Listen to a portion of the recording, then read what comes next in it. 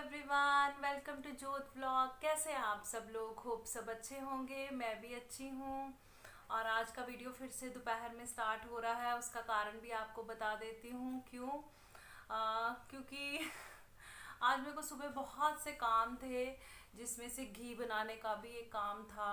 मेरे को घी बनाना था, लेकिन घी ने मेरे को इतना परेशान किया, इतनी मैं परेशान हुई कि मैं उसी में उलझ के रह गई। होता है ना कई बार, जैसे मक्खन नहीं बनता है, फिर घी नहीं बनने में आता है। तो मेरे साथ तो आज ऐसा था, जैसे घी ने क्या मेरे से बैट लगा लियो कि आज तू मुझे निकाल के दिखा कैसे मैं भी तू बना लेगी घी। तो उसी में बहुत ज़्यादा परेशान हो गई मैं। और जैसे अभी आगे त्योहार आ रहे हैं ना, तो मैं क्या करती हूँ, मैं मार्केट से घी नहीं लेती हूँ। जैसे जो घर पे बनता है उसमें एक एक्स्ट्रा डब्बा मैंने लगाया हुआ है, जो मेरे को त्योहारों में जैसे चाहिए होता है। कुछ ऐसी चीज़ें बनती हैं जिनमें घी डलता है, या फिर आपको कहीं माथा टेकना हो या कुछ करना हो तो आपको घी चाहिए। तो वो सुच्चा घी चाहिए होता है आपको, आप जो यूज़ कर रहे हो रूटीन वाला, वो वाला घी आपको नहीं चाहिए होता। तो अभी से उन चीज़ों की तैयारी मैंने करनी शुरू कर दी है, क्योंकि फिर आगे जाके दिक्कत होगी। क्योंकि अभी दिन एक एक करके घट रहे हैं और त्योहार काफ़ी नज़दीक आते जा रहे हैं। तो उस वजह से, और मैं नीचे ही बैठी हूँ, गर्मी है क्योंकि मैट भी नहीं बिछाया मैंने। एक्चुअली मेरे पास दो मैट हैं, एक सिंगल एक डबल। जो सिंगल वाला है वो ये सोफ़ा कम बेड के नीचे हमने बिछाया हुआ है, क्योंकि देखिए अपनी चीज़ की केयर खुद नहीं करेंगे तो कौन करेगा। मैंने इसके ऊपर ये चादर भी बिछाई हुई है, आप लोग देखते होंगे वीडियो में। मोस्ट ऑफ लोग नहीं बिछाते हैं इसके ऊपर कुछ भी ऐसा, जैसे कवर टाइप, या फिर नीचे इसके कुछ नहीं बिछाते, क्योंकि इसके वो भी नहीं है। कईयों के वो सोफा कम बेड के नीचे ना कुछ रैक टाइप होता है, लेकिन इसके नीचे नहीं है। तो इसका कवर जो है वो निकाल के धुलना तो बहुत ही मुश्किल है, मुश्किल हो जाती है। और फिर बच्चों वाले घर में तो गंदा भी जल्दी हो जाता है। ये चीज़ें कि उतारो और धो लो, नीचे से जो इसका एक्चुअल कवर है वो साफ रहता है। और जो दूसरे वाला मेरा मैट है वो जो दूसरे रूम में नीचे मैट्रेस लगे हुए हैं ना, उसके नीचे मैंने बिछाया हुआ है। तो इस वजह से ऐसे ही बैठी हूँ, गर्मी है कोई बात नहीं।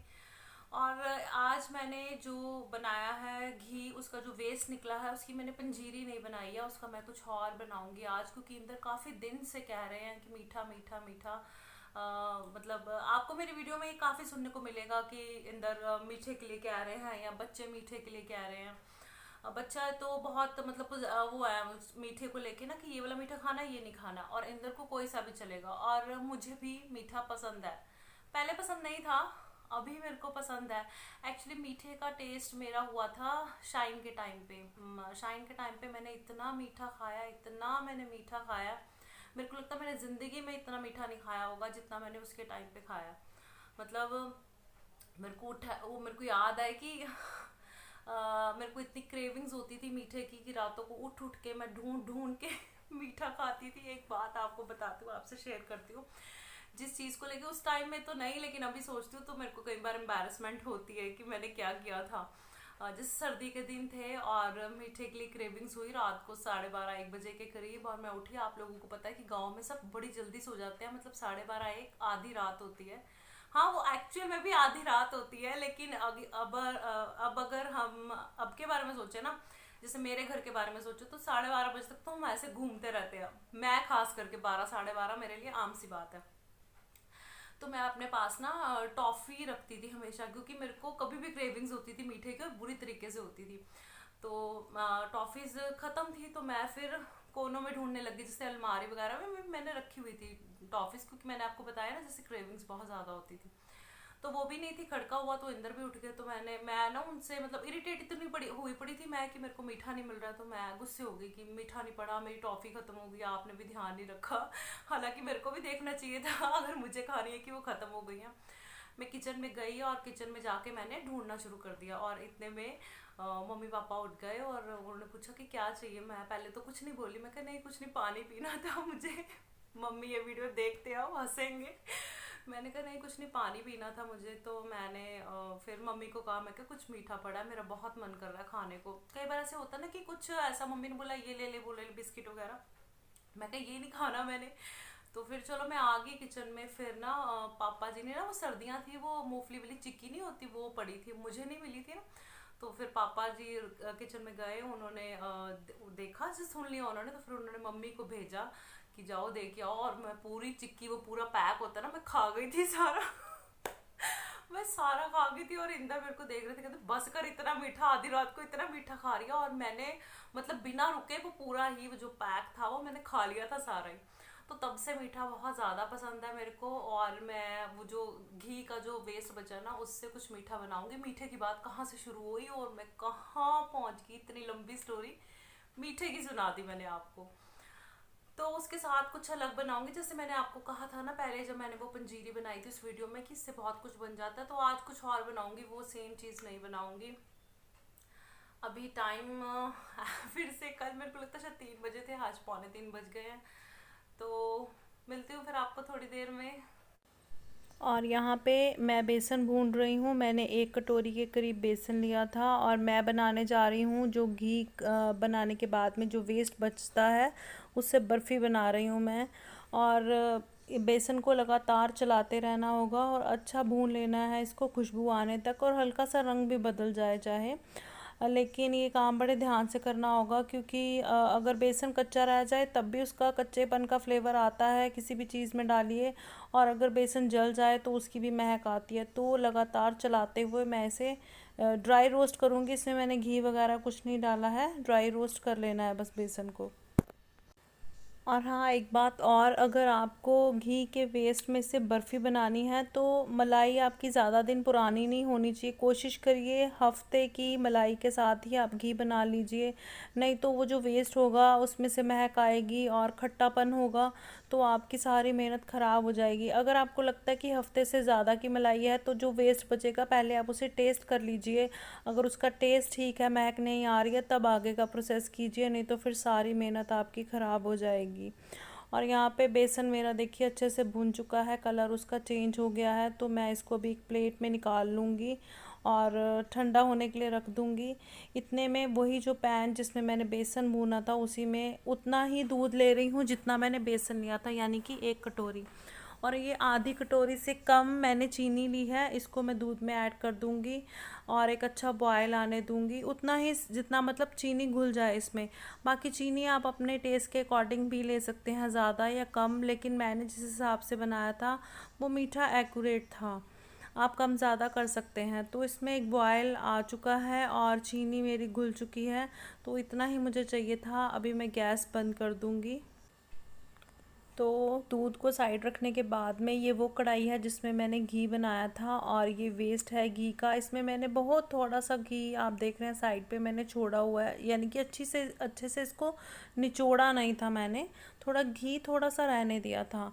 और मैंने जो मेरे को पता था मैंने बर्फ़ी बनानी है, इसलिए मैंने जो वेस्ट था उसको अच्छे से ब्राउन भी नहीं होने दिया था, हल्का वाइट ही रहने दिया था। आप कोशिश करिए कि उसको ब्राउन मत कीजिए अगर आपको पता है कि आपने बर्फ़ी बनानी है। ये कुछ मावे जैसा दिखता है, टेस्ट भी वैसा ही होता है। तो इसको हल्का गर्म करने के बाद में अभी मैं इसमें गर्म किया हुआ दूध जिसमें चीनी मिक्स करके हमने बॉईल किया था वो दूध इसमें मैं ऐड कर दूंगी। और वो डालते ही देखिए घी बिल्कुल ऊपर आ गया है। तो मैं अभी इसे भूनूंगी, अच्छे से एक बॉयल आने दूंगी और इसे लगातार चलाते रहेंगे हम लोग। और ये धीरे धीरे से गाढ़ा होना स्टार्ट हो जाएगा, थोड़ी थिकनेस आने लग जाएगी इसमें। और देखिए जैसे ही इसमें बॉयल आना स्टार्ट हुआ है ये गाढ़ा होता जा रहा है। और इस स्टेज पे जब बॉयल आना स्टार्ट हो जाएगा हम धीरे धीरे करके बेसन इसमें ऐड करेंगे और लगातार चलाते रहेंगे ताकि इसमें गुठलियाँ ना बन जाएं, इस वजह से। और हाँ, बेसन आपको एक साथ नहीं डालना है, गुठलियाँ बन जाती हैं तकरीबन अगर आप एक साथ डालेंगे, तो थोड़ा थोड़े पोर्शन में करके डालिए जो बेसन है उसको। यहाँ पे मैं बेसन ऐड करती जा रही हूँ और मिक्स करती जा रही हूँ और देखिए इसने कलर चेंज कर लिया है अपना अच्छे से, और सब चीज़ें आपस में मिलजुल गई हैं। और अभी मैं लास्ट जो मेरा बच गया था बेसन उसको इसमें ऐड कर दूँगी और उसको भी अच्छे से भूनूँगी। और इस स्टेज में हम ऐड करेंगे इसमें कद्दूकस किया हुआ नारियल, इलायची पाउडर, टोटली ऑप्शनल है, अगर आपको पसंद है तो डालिए, नहीं तो नहीं। और कुछ ड्राई फ्रूट्स आप इसमें ऐड कर सकते हैं, ये भी ऑप्शनल है। और अच्छे से इसे भूनेंगे। और मैं आपको एक टिप दूंगी, वो ड्राई फ्रूट भी आप डाल सकते हैं जो आपके बच्चों को पसंद नहीं है, आप उसको मिक्सी में डालिए, पाउडर कीजिए और इसमें डाल दीजिए, वो दिखेंगे भी नहीं और आप बच्चों को खिला भी देंगे। मैं ऐसे ही करती हूँ।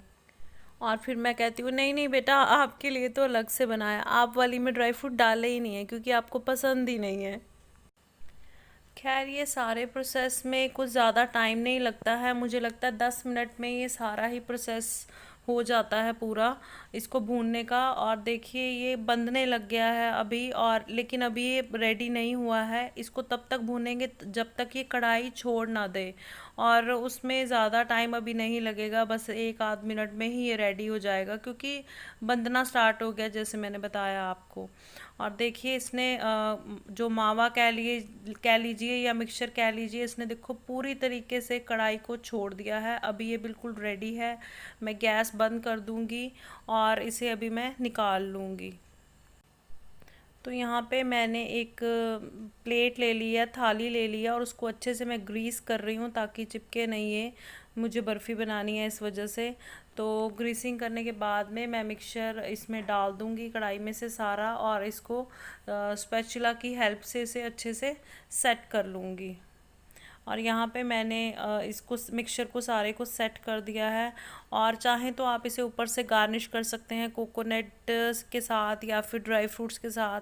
मैं कोकोनट डाल रही हूँ लेकिन हाफ में डाल रही हूँ क्योंकि शाइन और माही को पसंद नहीं है, ख़ास करके शाइन को पसंद नहीं है ऊपर से गार्निश कोकोनट और ड्राई फ्रूट का किया हुआ। लेकिन उसे ये नहीं पता कि अंदर भी ड्राई फ्रूट हैं, तो उसको दिखाने के लिए मैं हाफ में कोकोनट डाल रही हूँ और हाफ ऐसे ही छोड़ रही हूँ।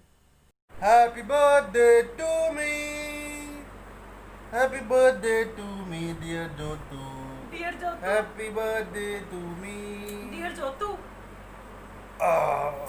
ये अपने लिए नहीं काटनी, सारी बर्फी काटनी थी। क्या कर दिया देखना जरा। Happy birthday to me first. बाकी बाद में। नहीं, बाकी बात में बर्फी की जैसे शेप काटनी थी ये।